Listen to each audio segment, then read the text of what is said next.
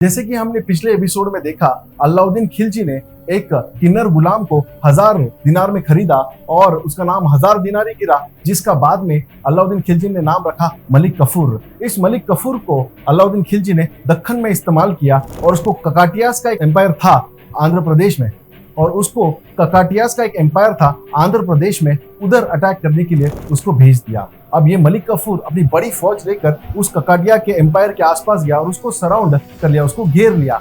वहां का राजा उस समय था प्रताप रुद्रदेव ककाटिया। आज वहां पर ककाटिया यूनिवर्सिटी भी है, तो इन्हीं के नाम पर है वो। तो इस प्रताप रुद्रदेव ककाटिया को घेरने के बाद ये बेचारा डर गया और इसने क्या किया, अपना एक पूरा खुद के इतना सोने के साइज का पुतला बनाया, उसके हाथ में बेड़िया डाली सोने की और वो एज ए गिफ्ट भेज दिया मलिक कफूर को और बोला कि मैं हर साल आपको पैसे पहुंचाता रहूंगा।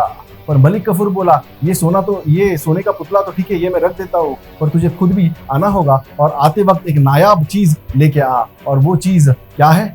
वो है कोहिनूर का हीरा, जो उस समय प्रताप रुद्रदेव ककाटिया के पास था। और वो आया है कहाँ से? गोलकोंडा में जो माइंस है उसमें से वो कोहिनूर हीरा है। तो आज बहुत डिबेट होती है कि कोहिनूर हीरा आखिर किसको दिया जाए।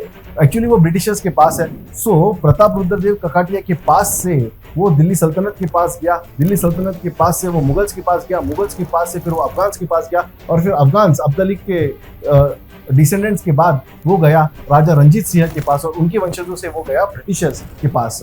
तो ब्रिटिशर्स आज कह रहे हैं वो एग्जैक्टली हम किसको दें, क्योंकि पाकिस्तान भी कह रहा है वो हमारा है, भारत भी कह रहा है हमारा है, ब्रिटेन कह रहा है हमारा है। लेकिन अगर हम उसका मूल ओरिजिन देखें तो वो कहाँ है? वो है आंध्र प्रदेश और कर्नाटका के बीच के एरियाज में, गोलकोंडा माइंस में वो है, और इसलिए वो भारत को ही मिलना चाहिए। तो अगर आपको लगता है वो भारत को मिलना चाहिए तो कमेंट में लिख कर बताइए।